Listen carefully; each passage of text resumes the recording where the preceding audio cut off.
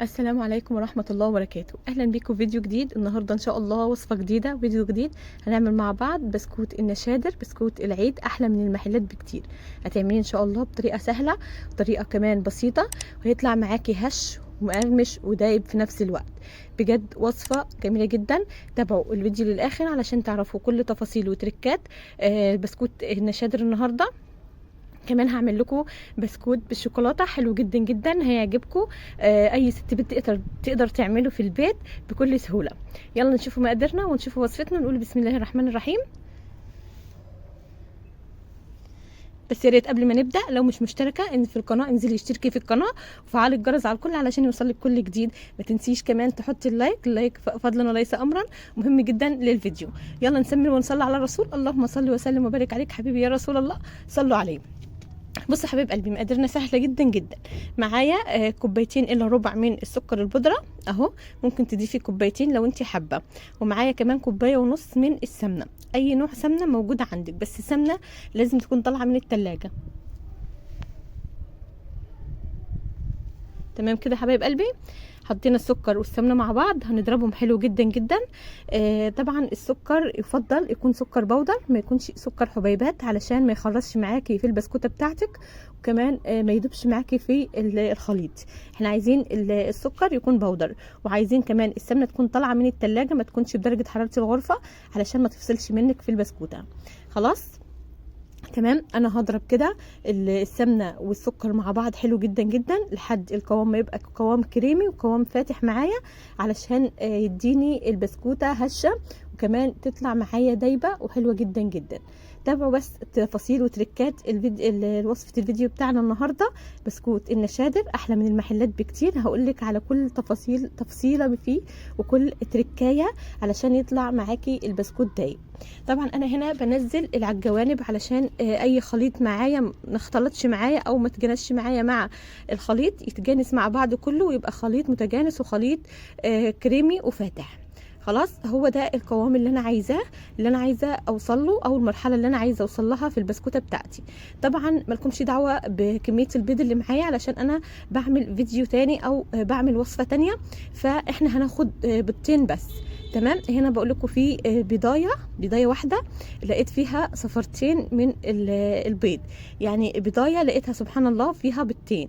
خلاص تمام. المهم ما علينا، احنا مش هناخد غير بيضتين من من البيض اللي احنا، او كميه البيض اللي هي معانا، احنا هناخد بيضتين بس. يبقى على كميه الكيلو دقيق هنحط بيضتين، وهنحط كوبايه ونص من السمنه، كوبايتين الا ربع من السكر البودر. طبعا هنحط فانيليا سايله. حطيت انا فانيليا سايله، حطيت البيض لحد ما اختلط معايا. هنبدا دلوقتي نحط النشادر لازم تتاكدي منها ان هي كويسه علشان ما تبوظش البسكوت معاكي. هناخد معلقه صغيره من النشادر على نص كوبايه من الحليب، حليب دافي تمام مش سخن، حليب دافي مش سخن. خلاص اهو بالشكل ده. تمام كده حبايب قلبي. انا دوبت النشادر مع الحليب او مع اللبن. اللبن لازم يكون دافي، هنقلبه حلو جدا جدا علشان نبدا نخلطه مع الخليط بتاعنا او مع المكونات بتاعتنا. خلاص تمام كده. انا هنا دوبت النشادر مع الحليب، وهبدا كده انزلها على الخليط بتاعي وابدا اضرب بالمضرب الكهربائي بتاعي. لازم المضرب بتاعك يبقى جامد، يعني يبقى شديد شويه. لو ما عندكيش مضرب كهربائي اضربي بالمضرب اليدوي، بس هياخد معاكي وقت شويه وهياخد معاكي كمان مجهود. تمام. لو ما عندكيش مضرب يدوي اضربي بكف ايديكي عادي جدا لحد الخليط ما يوصل للمرحله اللي انا وريتها لكم دي، يبقى قوامه تقيل شويه وكمان فاتح. خلاص زي قوام الكريم شانتيه كده. حطينا هنا الحليب والنشادر، وحطينا كمان معلقه كبيره من بشر البرتقال، وحطينا روح البرتقال او ريحه البرتقال. حطينا معلقه كبيره بشر برتقال ومعلقه كبيره ريحه برتقال. وهقلب حلو جدا جدا جدا لحد الخليط كله ما يبقى خليط معايا متجانس وخليط كريمي، وبرده في نفس الوقت يبقى كريم فاتح، يعني يبقى كريمي وفاتح. خلاص تمام. يا ريت الاول مره يشرفني، هكون يعني هكون في قمه السعاده لو اشتركت في قناتي وفعلت الجرس على الكل، علشان كل ما انزل فيديو يوصلك اشعار بيه. وكمان ما تنسوش تحطي اللايك، كمان كومنت جميل برايك في الوصفه. ويا رب النهارده الوصفه تكون خفيفه على قلوبكم، ويكون الفيديو خفيف عليكم ويعجبكم. جربوا بس الوصفه زي ما انا قلتها لكم كده. هنا ده خلاص ضربنا الخليط كله بتاعنا حلو جدا، وهنبدا كده نحطه في بوله اوسع، وهنبدا ننزله كده علشان نبدا نعجن وننزل بقيه المكونات بتاعتنا. انا معايا قد ايه هنا دي؟ انا معايا كيلو من الدقيق. كام كوبايه؟ 7 كوبايات، حوالي 7 كوبايات بالظبط. تمام. لكن انا هنزل 6 و6 او خلاص. انا مش هحط ال7 كوبايات كلهم او الكيلو كله، انا هحط 6 كوبايات وهبدا اعجن، وبعد كده هسيب ال7. لو احتجت دقيق تاني هحطها، ما احتجتش هنزل يعني خلاص. لو احتجت هنزل بالتدريج في الكوبايه ال7. علشان بصوا انا هنا الكوبايه ال7 اخدت نصها وسبت نصها. هنضيف عليها ايه؟ هنضيف عليها معلقه صغيره من البيكنج باودر، وهحط كمان رشه من الملح. خلاص، وهقلبهم كده وهبدا اعجن. هضيف برده مكون دلوقتي سحري وحلو جدا، بيخلي البسكوته لونها ذهبي معاكي، وكمان طعمها حلو، وبيديها الذوبان والنعومه بتاعه بسكوت المحلات. حطيت معلقه كبيره من الكاستر، مش موجود عندك ضيفي معلقه كبيره من النشا. خلاص، البديل بتاعه النشا، عندك ده او ده حطيه او استخدميه عادي جدا.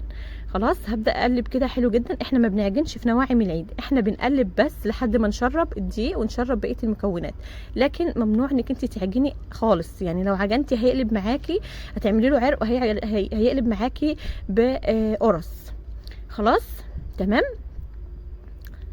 اهو انا بحاول اقلب كده وبشرب كده الدقيق. طبعا انا بقلب باطراف صوابعي. بصوا اهو بالشكل اللي انتوا شايفينه ده. خلاص، العجينه كده اتظبطت معايا، اخدت معايا 7 كوبايات او الكيلو بالظبط. تمام.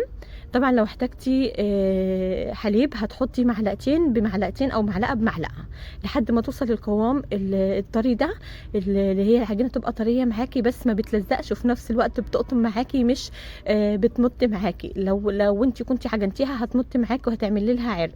لان احنا مش عايزين نعمل لها عرق، احنا عايزينها بسكوته ناعمه معانا. تمام. بصوا انا لما برفع كده بايدي العجينه بصوا بتقطم معايا، يعني بصوا واخدين بالكم بتقطم معايا ما بتمطش معايا. خلاص كده يبقى العجينه وصلنا للمرحله المظبوطه في عجينه البسكوت بتاعتنا النهارده. خلاص اهو بالشكل ده. انا هغطيها كده وهبدا اجيب المكنه انا بتاعتي، وهبدا اجيب الصواني بتاعتي علشان ابدا اعمل البسكوت او اقطع البسكوت معاكم. خلاص تمام لحد هنا.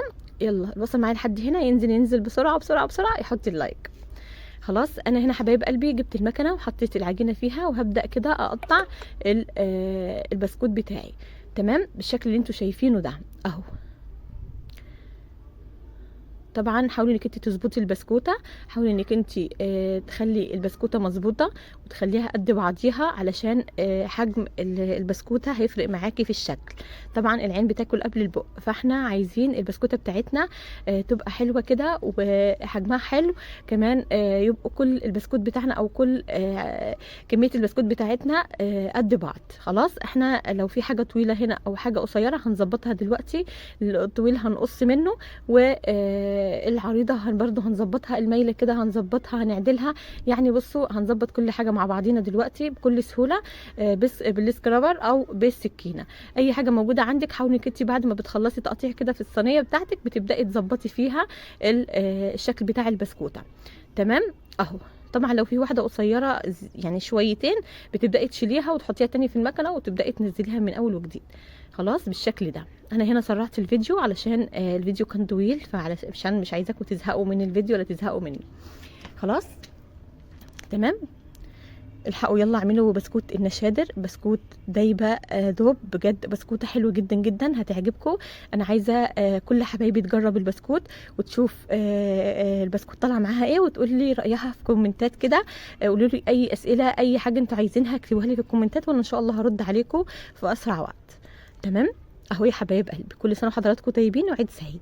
خلاص طبعا العيد على الابواب اهو، فالحقي بسرعه اعملي لي بسكوت النشادر. هنا كان كنت بستعين بصديق، كانت نور بتلف لي المكنه، ويحيى طبعا كالعاده معايا في كل الفيديوهات، فكان بيقطع معايا، فهو مبسوط يعني فرحان وهو بيقطع معايا، فسبته، فقلت مش هقص الحته دي، خليها خلاص. ربنا يبارك فيه يا رب ويحفظه ويخليهولي ويخلي لكم اولادكم، يحفظ لكم اولادكم يا رب. تمام. انا هنا بصوا البسكوته حسيتها ان هي طويله، فانا قصيت منها بايديا، وبدات كده اجيب دلوقتي السكرابر وابدا اظبط فيه البسكوت بتاعي كله. الطويله هقص منها زي ما قلت لكم، والمايله هعدلها، يعني هحاول بقدر الامكان ان انا اخلي البسكوته وحجم البسكوته يكون متساوي كده وحلو جدا. هوريكم دلوقتي لما هنقصه منها وهنظبطها كده، هتبقى شكلها جميل ويبقى احلى من المحلات بكتير، واحلى من اللي بتجيبيه من المحلات بكتير. تمام. اهو الشكل اللي انتوا شايفينه ده اهو يا حبايب قلبي، سهله، طريقه سهله وبسيطه، ما بتاخدش وقت خالص. طبعا السوا بتاعه ما بياخدش وقت برضو، فهنعمله ان شاء الله يعني في 10 دقايق هتعملي احلى بسكوت نشادر في الدنيا، احلى من بره واوفر من بره بكتير وانضف من بره بكتير. طبعا احنا في البيت بنعمل الحاجه ضامنين نظافتها وضامنين جودتها، فاعمليها في البيت كده لاولادك، فرحي اولادك، املي بيتك بالخير، فرحي كده. طبعا البيت اللي ما فيهوش دقيق حاله بيضيق، فانت حاولي انك اي دقيق عندك حاولي انك تخبزي بيه اي حاجه. اعملي دلوقتي علشان العيد، اعملي نواعم العيد، اعملي كحك، اعملي بسكوت، اعملي غريبه. ان شاء الله هعمل لكم برده الغريبه، هنزلها لكم بكره باذن الله، هتعجبكم جدا جدا جدا، حاجه تحفه، حاجه فاخر من الاخر، والاجدعها محل هيعرف يعملها. ان شاء الله بكره هنزلها لكم، هتعجبكم جدا، بس عايزه لايكات كتير ومشاهدات كتير جدا وتعليقات كتير عشان يعني تفرحوني وتسعدوني كده، واعرف اكمل معاكم وتشجعوني. خلاص انا اخدت الصواني بتاعتي ودخلتها الفرن وسويت البسكوت بتاعي، وطلع بالشكل اللي انتوا شايفينه ده والجمال اللي انتوا شايفينه. طبعا انا زي ما قلت لكم اخدت كميه من البسكوت وحطيت عليها معلقتين من الكاكاو وقلبتها كده وظبطتها وحطيتها كده في المكنه، وطلعت معايا بالشكل اللي انتوا هتشوفوه دلوقتي. البسكوته بتاعتنا بصوا مخرفشه، الخرفشه اللي انتوا بتعجبكم في المحلات وبتقولوا هم عاملين لها ايه، والرسمه طبعا ما اتمسحتش او ما راحتش، المسحه زي الرسمه زي ما هي، ما اتمسحتش خالص. وده كمان البسكوته معايا دايبه وهشه، حاجه فاخر من الاخر بجد. بجد بصراحه انا والله العظيم من احلى البسكوتات اللي انا بعملها بجد، بسكوت النشادر وبسكوت الزبده، حلو جدا جدا جدا، بيعجبني قوي قوي قوي. بصوا ما شاء الله دايب، مجرد ما بتحطيه في الشاي او في الشاي بحليب بيبقى حاجه بصراحه راحت، يعني حاجه دايبه دوب، لازم تجربوه. انا عايزاكم تجربوه، ما تقولوش رايكم دلوقتي، انا عايزاكم تقولوا لي رايكم لما تجربوا البسكوت بتاعي وتشوفوا وصفتي هتعجبكم ولا لا، وقولوا لي رايكم في الكومنتات. هستنى ان شاء الله رايكم، هستنى تعليقاتكم الجميله اللي بتسعدني وبتفرحني. دي طبعا بتفرحني، دي طبعا كانت الصينيه اللي انا عملتها بالكاكاو او بالشوكولاته، ودي اللي كانت بالفانيليا. ان شاء الله يا رب الفيديو يعجبكم واكون عند حسن ظنكم. كل سنه وحضراتكم طيبين، اشوفكم على خير في فيديو جديد. انتظروني فيديو جديد، انزلي بسرعه لو مش مشتركه اشتركي في القناه وفعلي الجرس، حطي اللايك واكتبي كومنت جميل دايما. اشوفك على خير في فيديو جديد. انتظروني بكره ان شاء الله، مع السلامه، السلام عليكم، باي باي.